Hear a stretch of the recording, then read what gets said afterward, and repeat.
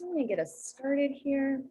Good evening and welcome to Copperfield's Books virtual event with Scott Howard Cooper in conversation with Scott Marsh. I'm Jamie Madsen and I'm the marketing and events coordinator here, and I'll also be your host for the evening. So let me just take a moment here and thank all of you for your continued support. All of your event purchases allow us to continue hosting this free program, and for that, we at Copperfields are very grateful. So just a couple of items before we get started. I will be using the chat box to provide links to view upcoming Copperfields events, details for purchasing tonight's title, as well as a 10% discount code. And I'll also include my contact information. Additionally, the Q&A box will be your go-to with any questions or comments for the speakers. The format will feature between 35 to 40 minutes of speaking and will then be followed by a live Q&A. If you take a look at the bottom of your Zoom screen right now, you will see an icon that says Q&A. Please submit your questions here.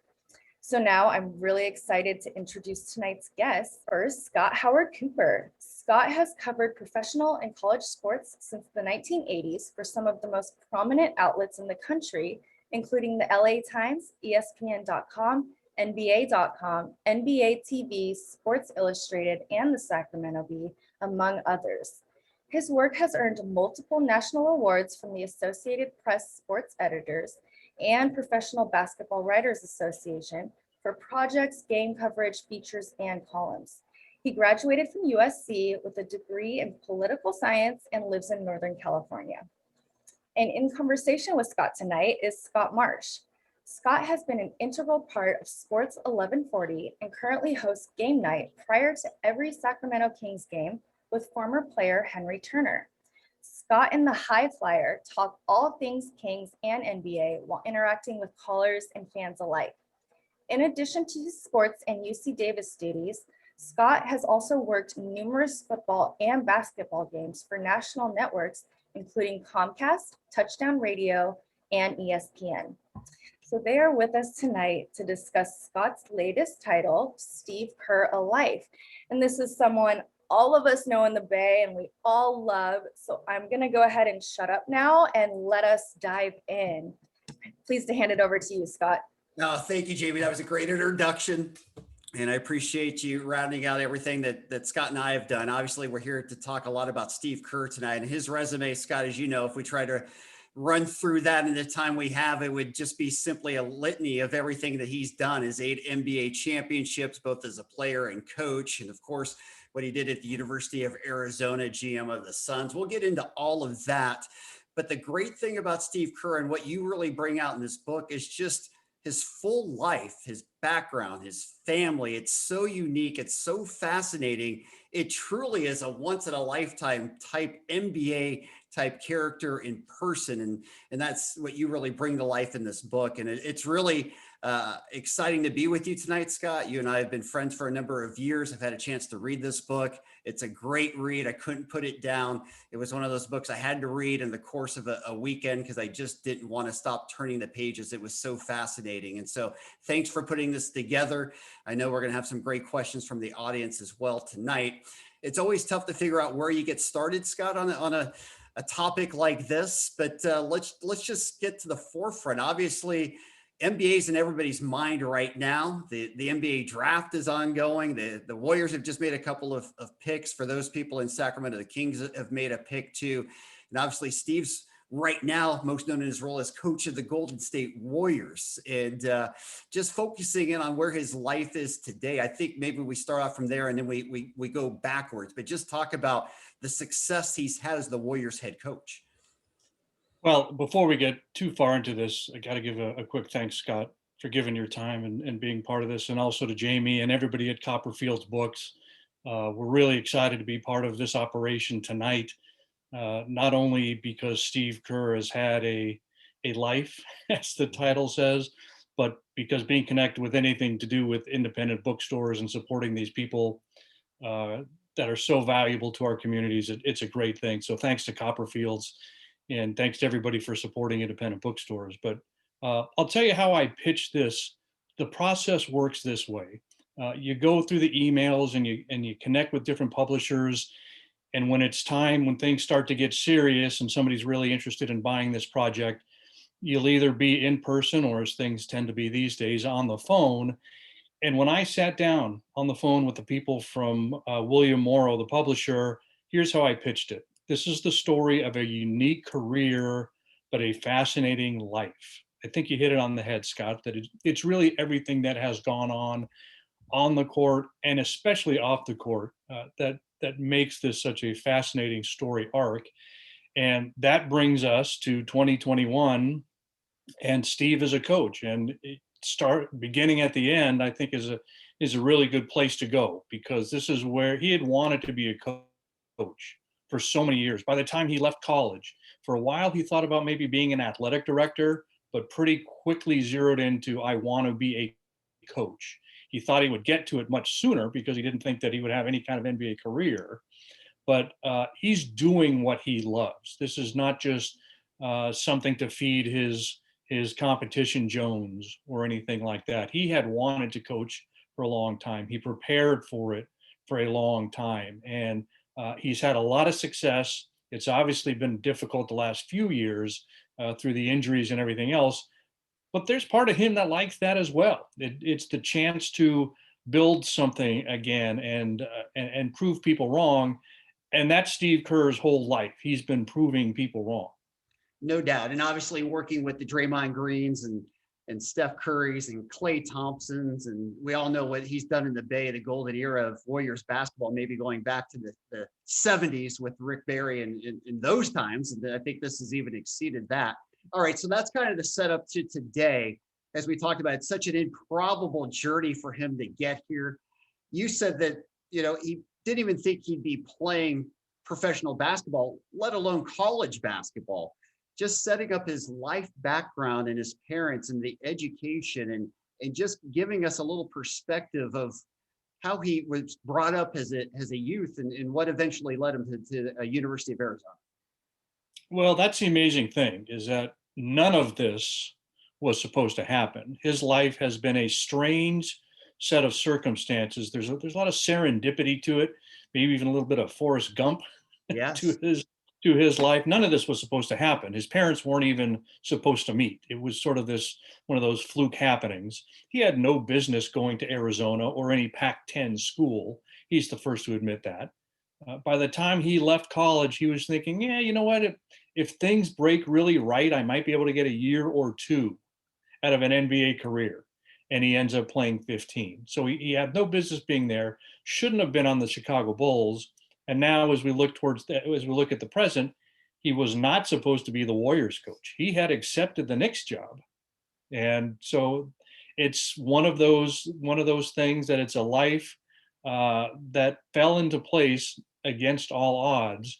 And probably one of the biggest moments was going to Arizona. He was a guy that, when they say he was not being recruited out of high school in Southern California, that's not any exaggeration. He was not getting any offers at all, and ends up going to Arizona. Even Lute Olson says, "Yeah, I figured I could use him for a year and then recruit over him." He didn't think that Steve Kerr was anything more than the last guy that he had a scholarship to give, and said, might as well give it to Steve Kerr. But that's where, he was born in Beirut and grew up a lot of the time in Southern California, but Arizona, Tucson, is where things really began for him. It's where his career took off, where he met his future wife, where he met people who are still his closest friends to this day. Just ending up in Tucson was where it all started to happen. Yeah, and he's really the start of what built that great Arizona program. It was nothing. It was a shell of what it is today. And of course, we know Arizona's being one of the great collegiate programs, but it kind of talks to his passion for basketball. His parents were great educators. His dad certainly renowned throughout the world, and particularly in the Middle East. And his family ended up moving to Lebanon, and he ended up staying here so he could play basketball and going to Arizona. And as we kind of interweave all of that, it's a national story. It's a tragic story in so many respects. And it's such a thing that shaped Steve Kerr's life. If you could talk about his parents, his dad, the unfortunate situation with his father and his assassination overseas, and how that affected his life. You're right about the education aspect, that it has been part of his family history going back a couple generations. His grandparents on his dad's side were both at the American University in Beirut. And that's where his father, Malcolm, an American, he went to Princeton, spent some time in New Jersey growing up, but spent a lot of time in Beirut. And that's where his parents met. His mom was at Occidental, small school in Southern California. She's from Santa Monica, just outside of Los Angeles, and suddenly gets this wanderlust and says, I want to go see part of the world, and takes a year abroad, ends up in Beirut, ends up meeting this Malcolm Kerr, falls in love. They get married pretty fast and end up having this family, and are spending a lot of time in the Middle East. Steve and his dad were very close. Malcolm, this wonderful man with a sense of humor, a touch for dealing with people, was beloved as a teacher. He spent a lot of time on campuses in the United States, especially at UCLA. And when the opportunity came up to be president at that same American University in Beirut, he just couldn't turn it down. He knew that there was great risk involved. The whole family knew that there was a potential for tragedy, and yet he still took the job. He couldn't turn it down. It just called to him. And in January of 1984, midway through Steve's freshman year at Arizona, Malcolm was killed in the hallway outside of his office on campus. It's an unbelievably sad story, and obviously international story. President Reagan had the family to the White House, and obviously it shaped Steve's life in a very dramatic way. What did you find in from the book, what Steve was able to take from it after obviously a real period of time of just trying to heal and recover from the loss? Well, it was the first time he had ever had to deal with anything like that. His entire life, the first 18 years or so, he thought was pretty normal. It was unusual for most people because he spent a lot of time growing up going to school in Cairo and in Beirut, and they spent a little time in France. He had a long summer in Tunisia, so it was different in that regard. But there had never been this kind of tragedy that had come calling on him. And that's the first time he had to deal with anything like that. And it was very shocking, but it also steeled him. It also made him appreciate things a lot more. And Steve's a guy, he was really mature, even in his younger days, in high school and in college. He was way ahead of the curve in that regard, but this sort of pushed him even more. And it made him conscious of things going on in the world. And that's something that has stayed with him. When we talk about Steve Kerr of the modern day, obviously his activism is something that's very important to him. He puts a lot of time and energy into what he thinks are valuable topics, especially gun control. And it's because of his dad. There's been other times that tragedy has visited his life. He's had other brushes with death, and a lot of it has to do with gunplay, gunfire. But it's all about his dad. He still misses him to this day. He has a lot of regrets about his father. He regrets not speaking up when they held a family meeting at the living room of their house in Pacific Palisades. And they went around and talked to all the kids, and both parents spoke up and said, I'm going to go to Beirut. What do you think? Should I take this job? And Steve went along, and he didn't share his feelings about it. He was scared that something would happen to his dad, and always regretted it. And these are the emotions that have stayed with him ever since. There are still times he's been on the court in the last few years and has thought about his dad and started to cry on the court during the national anthem in the finals a few years ago. That was one of the moments that happened. So it was the horrible, the worst moment of his life. And he's having to deal with it with most of the family, this closest family is in the Middle East, and he's in Tucson, Arizona, having to try to push through this alone. Yeah, it's amazing what he's had to deal with there, and the resiliency at such a national level as well. We are starting to get some questions. We encourage you to bring in questions, and I'll get as many of your questions out there as we can up until 8 o'clock here. Just to kind of follow up on that, a good question from Paul Rosenberry, who's in the discussion tonight. Along those lines, Steve's been very active in the social causes for the past year and a half. Based on what you researched and your gut feeling and being able to talk to him, so many times throughout your career. Do you see him doing anything in this arena after coaching? Oh, I would be shocked if he didn't. The question that comes up quite a bit is, do I think he'll go into politics? And I don't know. I would say probably not. Never say never, because he's had a few significant personality changes in the latter part of his adult life. So you can't rule it out. But I think what is more likely is that he does expand on this activism, that whether it's gun control or voting rights, something maybe to do with the Democratic Party. I think that this is something that is always going to be with him. I don't think it's going to be his full-time job anytime soon. That's important to point out. He loves the coaching. This isn't something he's doing to see how it goes. He had wanted to do it for a long time, as we mentioned before. And he had really gotten his hopes up that things would go well and he would enjoy it. And I think the way it's turned out, he's enjoyed it even more than he had hoped. He really has the coaching bug. He's still a young guy. I think he's going to stay with it a while, health willing. But the activism, I think, is always going to be part of his life. And maybe we get to 8 or 10 or 12 years from now and he decides he wants to take on a new challenge. I would be shocked if it wasn't something connected with some of these causes that are important to him. Absolutely. And we'll touch a lot more on his coaching aspect, but let's get into his playing days, because we talked about Arizona. He became a phenom with the Wildcats when nobody thought he would, became this great shooter.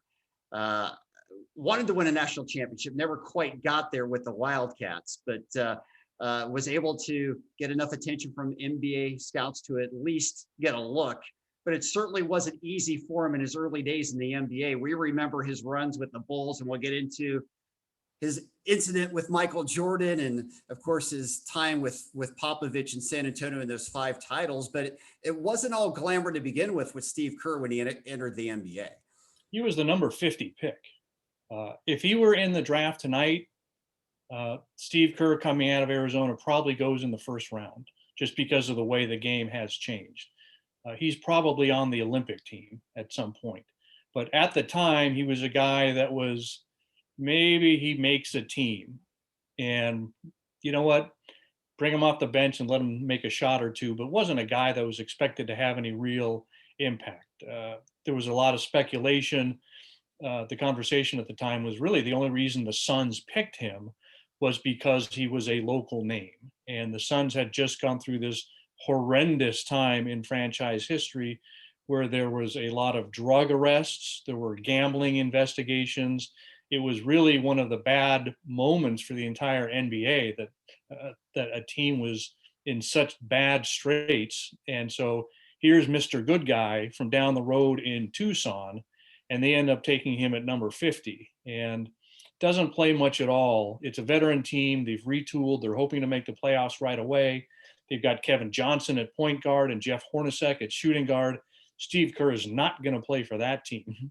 He ends up getting traded after his rookie year for a second-round pick. Goes to Cleveland, and that's where he started to get some traction. Plays a little bit, veteran team, a lot of really good guys that he connected with, especially Craig Elo, Paul McKeskey, Mark Price. Danny Ferry came a little later and became one of his closest friends. But he wins a 3-point shooting title while he's with the Cavs, and that's when he sort of shows that I can actually last a little bit. Yeah, and then we know about his 3-point shooting acumen. It was a perfect fit when he eventually got to Chicago. We know that John Paxson helped Michael Jordan win a few titles in the early run, and then Steve Kerr came on for the second half of those 6 championships in Chicago. But even there, it wasn't an easy ride for him. He certainly had to earn the respect and the attention of Michael Jordan, and what's become an infamous practice in Chicago that you talk about in the book. Talk about that being a defining moment of Steve Kerr earning a little respect from the game's greatest player of all time. Well, there's a lot of moments that we can discuss about Steve turning bad times into some of the best things to ever happen to him. And getting his lights punched out by Michael Jordan is certainly very high on that list, because, I mean, he got his butt kicked. He got a shiner. And even Steve made the comment about that it was like being attacked by a velociraptor. He kind of jokes around about it every now and then about, yeah, I kicked Michael's butt and everything, but he knows it was quite opposite. It's the only fight of his life, and it ended really badly for him. But it ended up becoming one of the best things to happen to him because he showed Michael Jordan that he wasn't going to back down from anything. No. And it was this Michael just amped up on rage. He was upset about a lot of different things. It was training camp. He wanted this team to get a lot tougher. And he starts going at Steve Kerr in practice. They're guarding each other. He starts going at Steve, and Steve doesn't back down. And that only antagonizes Michael even more. And so one time Michael gives him a shove and Steve shoves him back.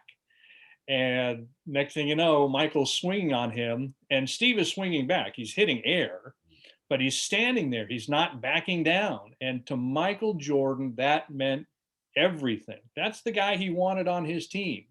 And of all the ways to sort of gain credibility with Michael Jordan, that's what it took for Steve Kerr. But from that point on, he had Michael's respect in a way that very few others did on that team. Yeah, nobody will forget in the huddle when Michael Jordan told him to be ready for the jumper that was eventually the game winner that capped off the unbelievable title run for Chicago that year. And then afterwards, they go to the victory party a couple days later in Grant Park, and this is another classic Steve Kerr moment. He gets up there and is talking about, as you said, Game 6 of the '97 Finals. He hits the shot to beat the Jazz and deliver another championship to Chicago. And he gets up there, and this is Steve in full smartass. He's up there on the stage saying, well, Michael looked at Phil and said, I don't think I can handle this pressure. I don't think I want to take this shot. And the whole crowd is busting up, and Phil and Michael and Scotty and everybody is behind him on the stage, and they're busting up. And he said, well, I guess I'm going to have to bail out Michael Jordan again. Yeah. And which is a classic Steve moment because he's got a great personality, and a lot of that is the sense of humor. And I think that's example A of a guy and his sense of humor. No question. And we'll get into his relationship with Phil Jackson because that was tested a little bit when he was offered the Knicks job. Looked like he was going there before coming to Golden State. After the Chicago run, the good fortune continues for him again, just kind of the being in the right place at the right time, but being able to go to San Antonio, work with Greg Popovich, win a couple of more championships there. Obviously, he's working with Greg Popovich now. It's a little tougher circumstances with what's going on with the Olympic team over in Japan. But just talk about Greg Popovich and the influence, because again, going back to being very out front and direct about beliefs and social causes, certainly Greg Popovich is well known for that.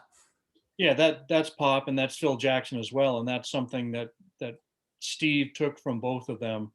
And I think why he connected so well with both of them, because they were guys that not only allowed the outside world into the locker room, they both encouraged it. They wanted conversations. Phil would talk with the team about gun control and gun issues and things like that. And Popovich would talk politics with his guys. And there was one year they were having a practice with one of the presidential elections coming up, and he divided the teams in practice into Republicans and Democrats.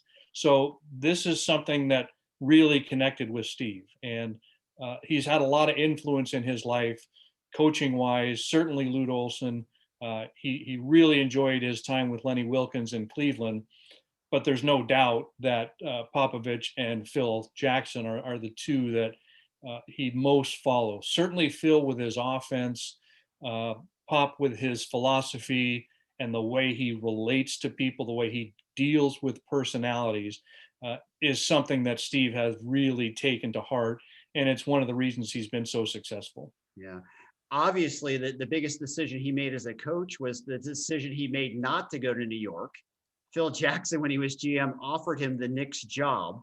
He had verbally agreed to it. And then the Golden State job became more and more of a real possibility. And when he weighed it all out, he decided to come to Golden State. And I don't think there's a person on the planet who could argue that was arguably one of the greatest coaching decisions ever. Including Phil Jackson, who got spurned in the decision, but certainly Phil realizes it was the right move.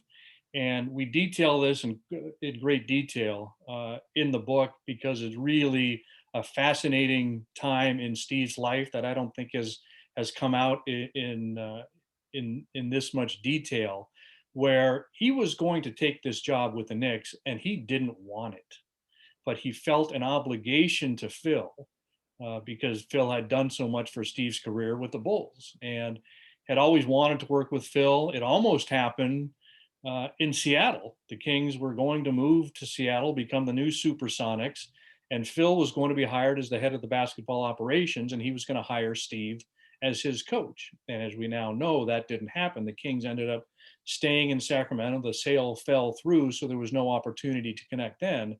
But Phil had always wanted to hire Steve as coach. He was saying, when Steve was a player, still with the Bulls, still with several years to go in his career, he's telling people this guy's a head coach and a darn good one. He's going to be one, somebody should hire him. And Steve, of course, had always wanted to work with Phil, but he knew it was a bad situation. He was going to be 2,500 miles from home. His wife still would have had a kid living at home. One of the others was just about to go to college. Another one was in college. So his wife wasn't going to be able to be with him. He was going to be a long way from home.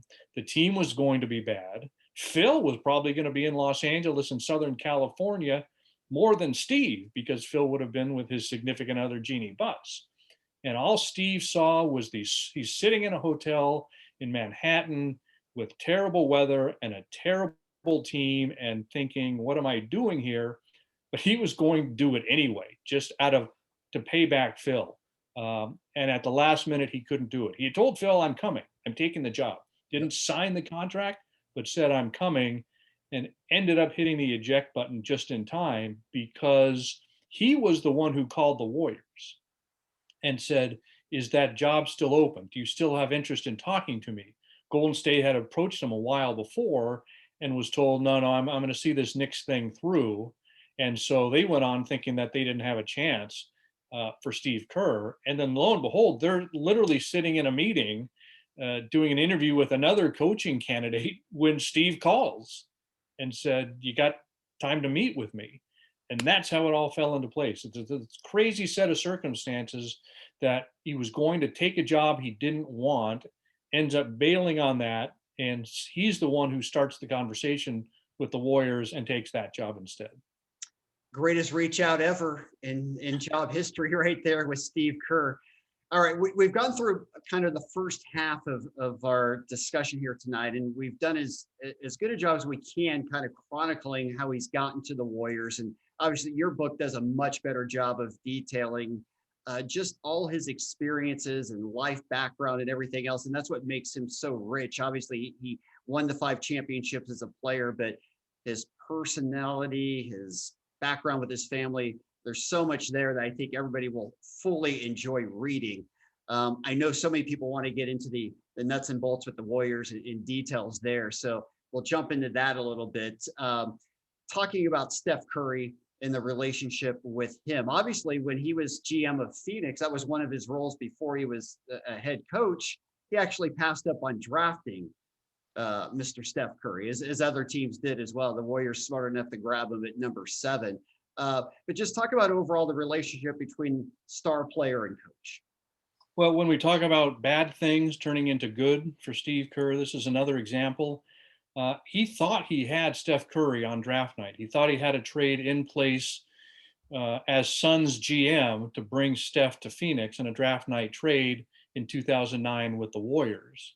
And the Warriors tell a much different story. That the Suns front office in their war room are literally celebrating when the pick comes up and Steph is still on the board. They thought they had a trade in place.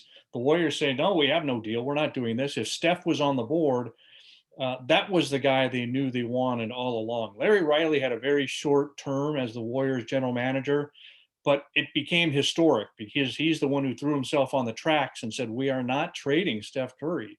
That's the guy that they wanted. They had him, the Warriors had him number 2 on their draft board behind only Blake Griffin, who everybody had as number 1. Steph was their guy, but Steve Kerr thought as Suns GM, he had Steph in a trade. That falls through. Steve is crushed. Steph is not coming to Phoenix. He's instead staying in Golden State, And then you fast forward all these years later, and not getting Steph Curry in Phoenix was one of the best things that happened to Steve Kerr, because GM Kerr does not get him, but Coach Kerr does, and rides him through all these June parades. For sure. How would you personally, between the two of them, how would you describe that relationship? Obviously, it's worked out extremely well with the titles. Yeah, they're very close. It's been professional and friendly. There's obviously always going to be some conflicts among players and coaches, but I think that they really connect well.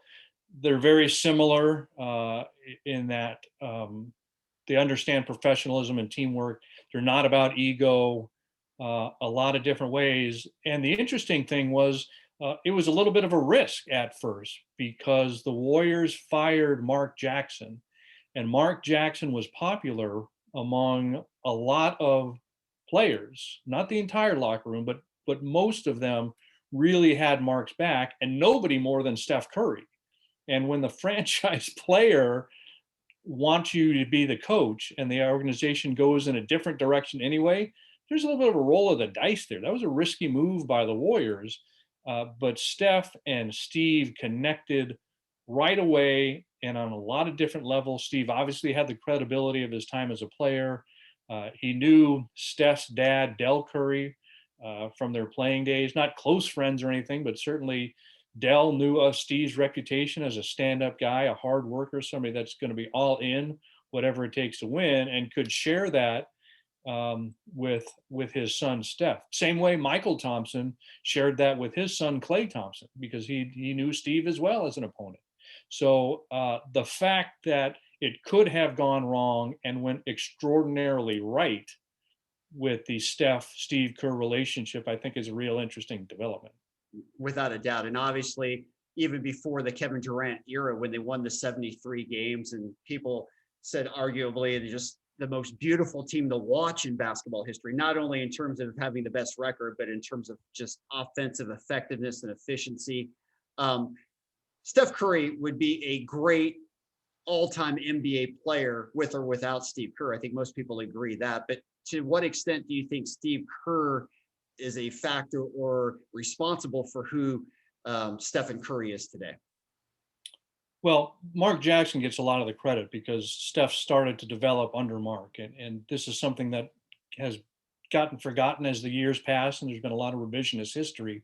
Mark Jackson did a good job as Warriors coach. They were terrific defensively. They were good offensively. Steph Curry was already turning into something special under Mark Jackson. And Steve Kerr, by the way, is the first person to give Mark Jackson a lot of credit for how good the Warriors were that very first year that Steve took over. But the biggest thing that Steve Kerr brought to the offense was a scheme that they would have to move the ball a lot more. And it was a lot under Mark Jackson, there was a lot more isolation. Steph Curry was obviously the focus of that with good reason. But Steve wanted more ball movement, and the front office wanted more ball movement. That's one of the reasons that they wanted to move on from Mark Jackson. Number one was there was a personality conflict, but secondly, the on the court issue was they wanted more passing. They wanted things to move a lot better. They thought they had the personnel that could move the balls, and they thought they had the guys that were made for that kind of sharing the ball because of everybody they had. And that turned out to be what really pushed Steph over the top. Obviously, his own talent, but Steve Kerr's offense really put Steph in a better position because it wasn't all isolation that allowed defenses to focus on him. And then as the years passed and Klay Thompson developed and Draymond Green developed, and these guys turned into terrific weapons, and you had Andrew Bogut, who could pass the ball really well and hit an occasional shot, and Andre Iguodala, and some of these other guys, it really all came together. Yeah, it certainly did. All right, so we're going to, Mark Knight has a good question here, because obviously part of the run, Steve Kerr wasn't there, at least for half of 1 year, dealing with his back injuries, which were extremely severe. We know how painful and crippling Luke Walton had to take over for half that year. And I think Luke Walton was 41-4, if I remember correctly, during the 73-9 year. Now the coach with the Kings. So the question is, they're talking about that, and just how is Steve's health right now with that? It seems like he's back to normal, but you tell us. Well, I don't think it's back to normal in the way he was 10 or 15 years ago, but it's in a place that he's able to deal with it much better. One of the things we get into in the book, and this really hasn't been discussed uh, much, he started to think about having to quit as Warriors coach. Yeah. He had this dream job. He loved it. As we said before, it was everything he had hoped it would be. He had success with that first championship. And the quick backstory was what started out as a disc injury required surgery. And during the surgery, there was he got a nick that led to spinal fluid leaking into his system. And so what started off as a troubling back problem turned into something much worse. Nausea, dizziness, bad headaches. He couldn't stand up a lot of times without having to grab onto a chair to sort of steady himself. The noise was terrible. Bright lights were horrible. And he had to start to think, as he's on the sabbatical, he has to step away. And there reaches a point where he's thinking, I don't think I can come back. I need to, he had to start thinking about retiring when he had barely started. So he works his way back and slowly but surely gets to a place where it's not an everyday issue for him.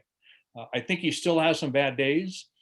He doesn't need a reminder on how he felt a few years ago, because his body still gives him those reminders on occasion. But certainly he's at a point that he can manage it. He's at a point where he's much better, and there's no longer a question of, is he going to be back next season? Is he going to be back next month? It's to the point that he can probably, if things continue in this direction, again, obviously we don't know what's going to happen health-wise in a year or two, but if things continue on this path, he's back to a point where he can coach as long as he wants. Yeah, it's interesting because Phil Jackson obviously had the back issues a lot of his coaching career, which some say got him into an earlier retirement. As for Steve Kerr as a player, especially in college, he suffered a massive injury too when he tore his knee, the ACL, and it took a whole year for him to recover. And just kind of backtracking a little bit on that, his resiliency, in some ways it worked out into his favor because it allowed him to stay an extra year at Arizona and eventually become one of the stars that he was with the Wildcats.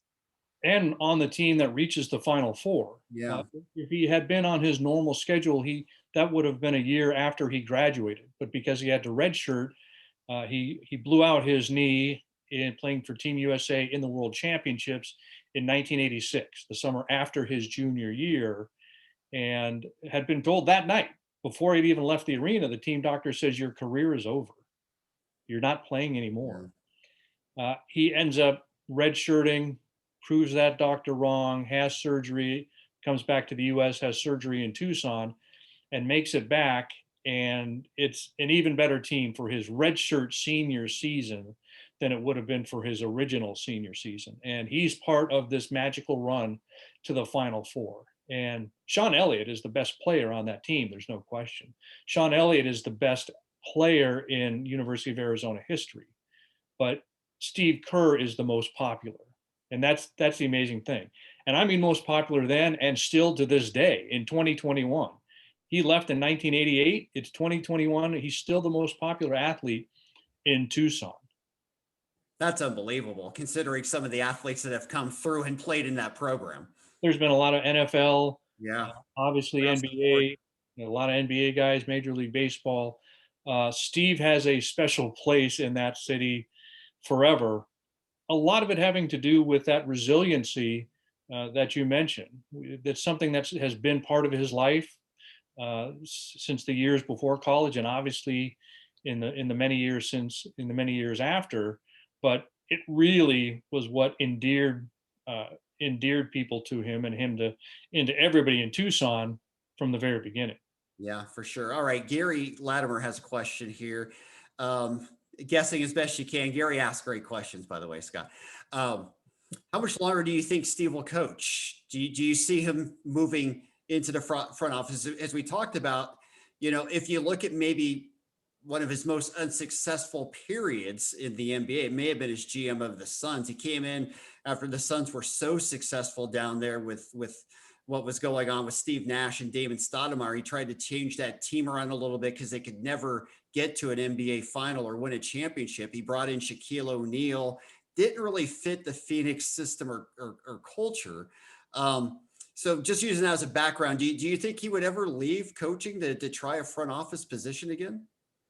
That's a great question, Gary. No, he didn't really want to be a GM in the first place. Sort of felt a little talked into it, obligated because he was had a very small ownership stake in the Suns, and things were not going well. And the owner went to him and said, how about you? Why don't you jump in? And Steve ended up doing it and liked parts of it, but for the most part, really missed that connection with the team that he loved as a player. And the reason he wanted to be a coach and decided he never wanted to be a GM again was because you're a little bit removed. You're not around the team all the time. He's a guy that likes the locker room chatter and the bus rides and all of that. And as the GM, you're obviously a prominent part of the team, but you're away from the team quite a bit. You're scouting. You're doing a lot of stuff with the colleges. You're looking at other NBA people.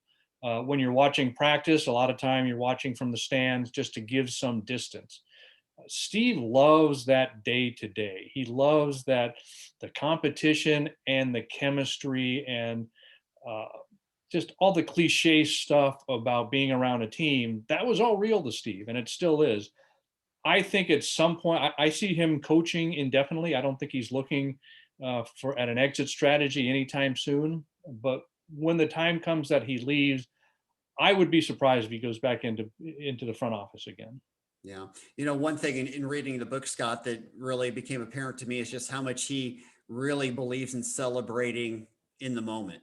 And it's based on his life. We've gone through it, some of the physical things he's had to overcome. And of course, the loss of his father and some of the tragedy outside of basketball.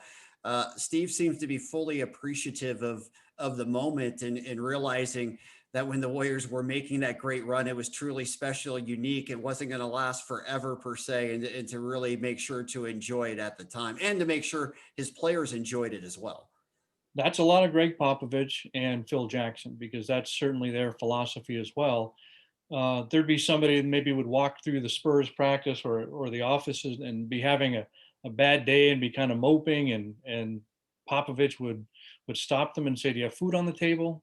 Are you living in a third world country, or do you have a roof over your head?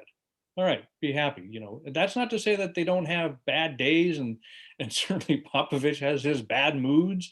We all know that. But for the most part, they always try to appreciate the good in their life. And that is something that Steve has kept with him ever since. And actually, he had it before. He held on tight to a lot of good things with his father that stayed with him, and saw the how strong it made him to have to go through something like that. A lot of things like that. He's a guy that a few years ago, as the Warriors are in what people are thinking may be their last run because Kevin Durant could leave as a free agent, he's sure to tell the guys on the team, not just the players, but everybody around the team. He's even saying it to the fans.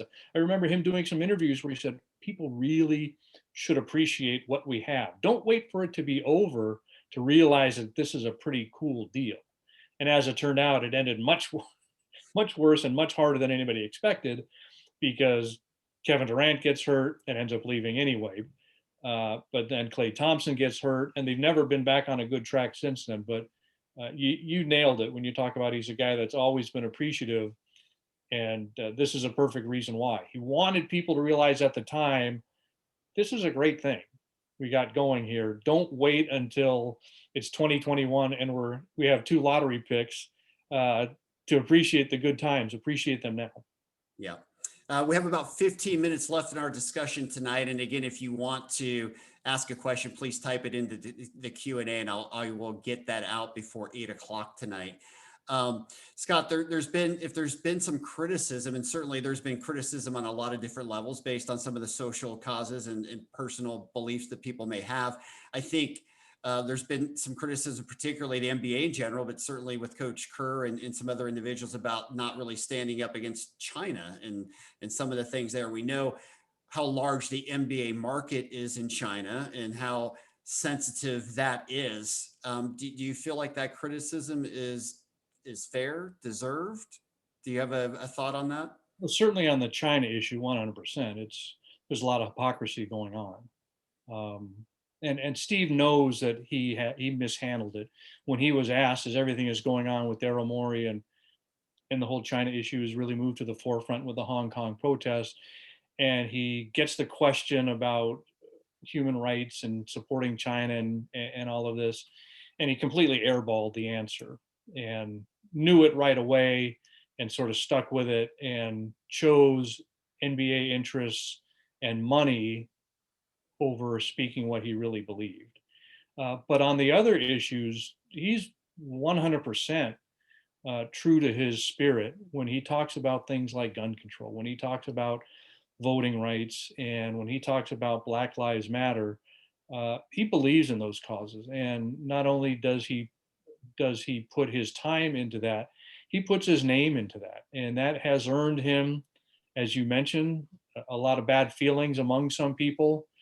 And I get that. It's become a very politicized world, but that's who he is, and he feels like he's earned this bully pulpit, and he's got this stick, and he's going to use it. And he's going to speak out about on gun issues and Black Lives Matter and on voting rights. That's who he is, and it's who he always has been.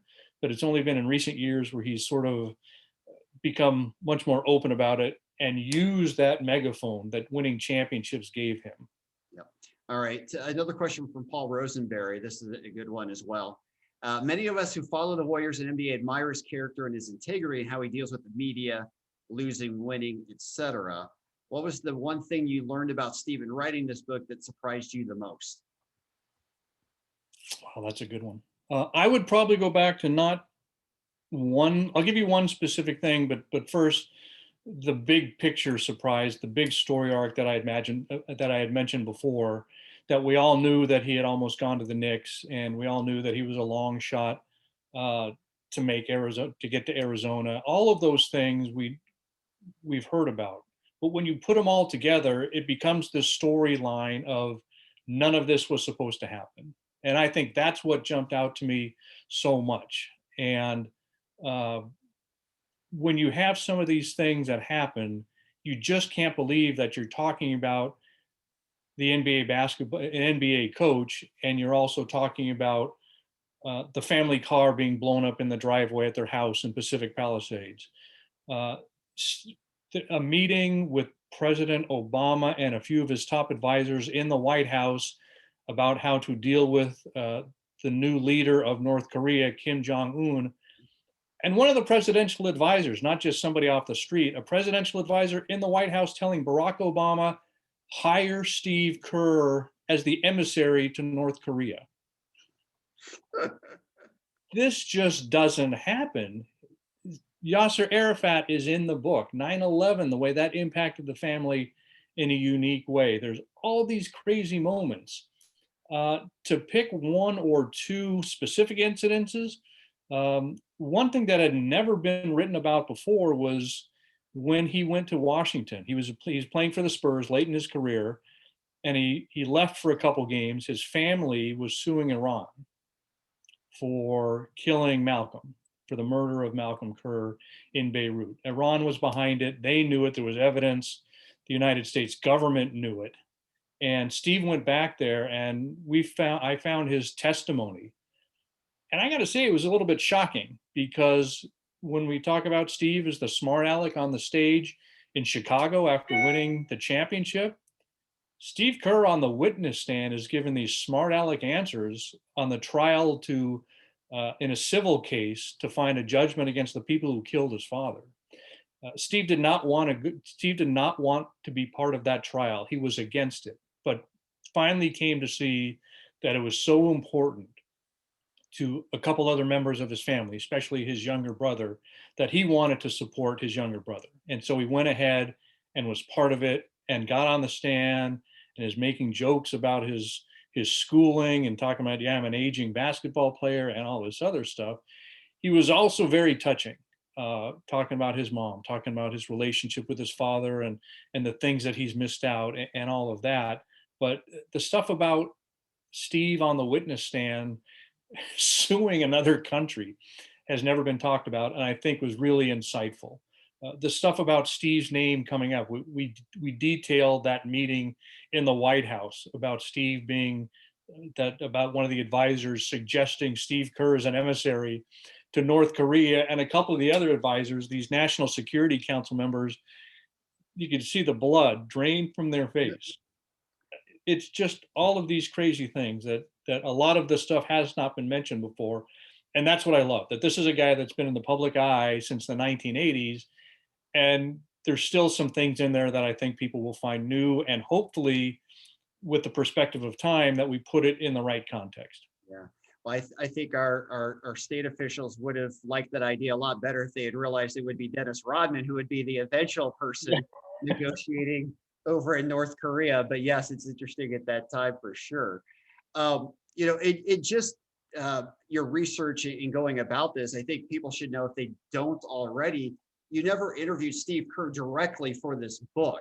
It wasn't something that he actively participated in. Now, you've talked to him many times and been around him in your years of covering the NBA, but just talk about the challenge of that without necessarily sitting down with him directly to discuss this. And I wonder, now that you're past all this, do you think in some senses it made it a more enriching book, not actually talking to him directly and doing all the other types of research that you did to come up with this great biography on him?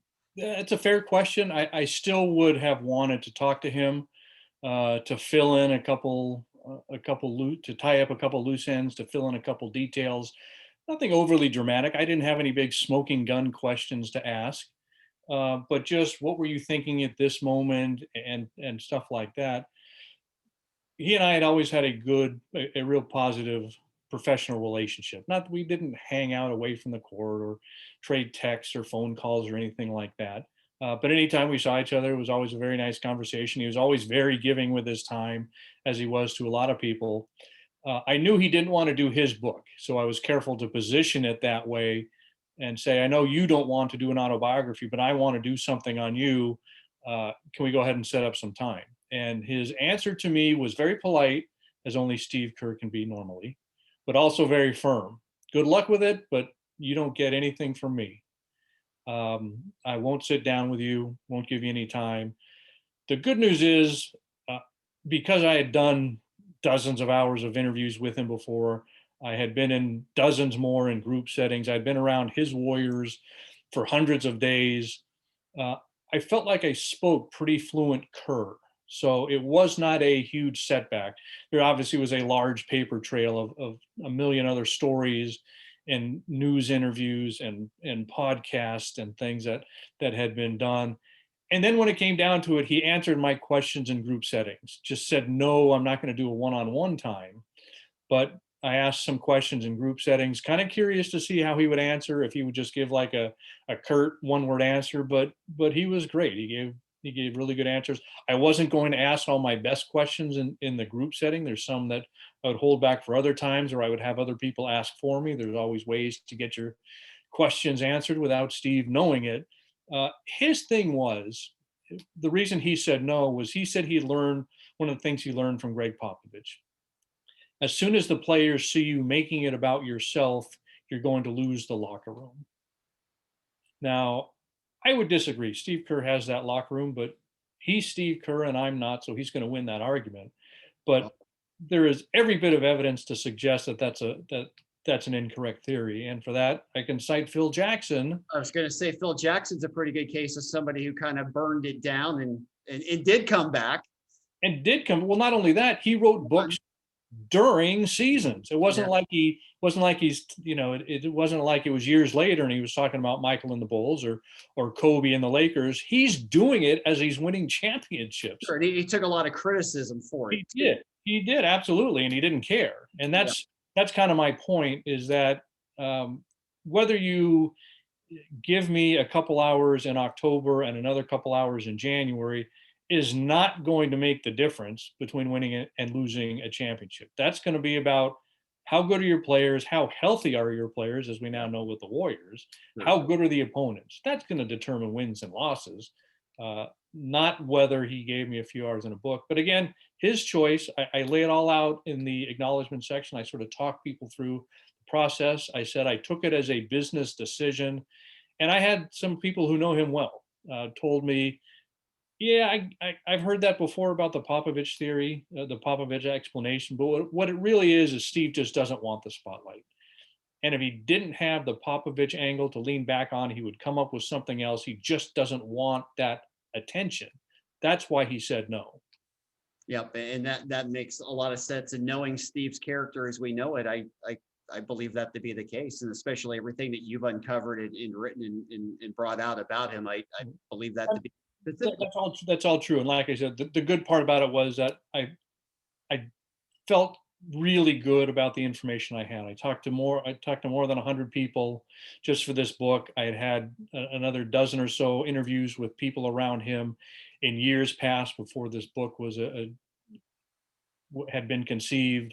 There was plenty of information out there, and I had spent a lot of time around him. I felt very comfortable with the subject. I would have liked him to spend a little time with me, but I took it as a business decision and nothing personal that he took the path that he did. Yep. All right. Couple minutes here. Final question from the audience. Could you ever see Steve Kerr leaving Golden State? Will this be his last job? Is there another scenario that he could be in the NBA, not as a Warrior? No, I was going to say, I don't necessarily say it'll be his last job. I think it's going to be his last job working in the NBA. There may be a point that he says, I've been on this roller coaster for 15 years or 18 years, whatever it is. What I said before remains true. I think he's on the job indefinitely. I don't think that there's any stopwatch going, that he's looking at the end, health willing, anytime soon. But I think once he leaves, it would take a really, really unique set of circumstances for him to go back anywhere in the NBA. I could see broadcasting. Maybe he makes a small investment in a team somewhere and sort of hangs around that way as a minority owner. But I think when his time with the Warriors is done, that's going to be his last prominent NBA role.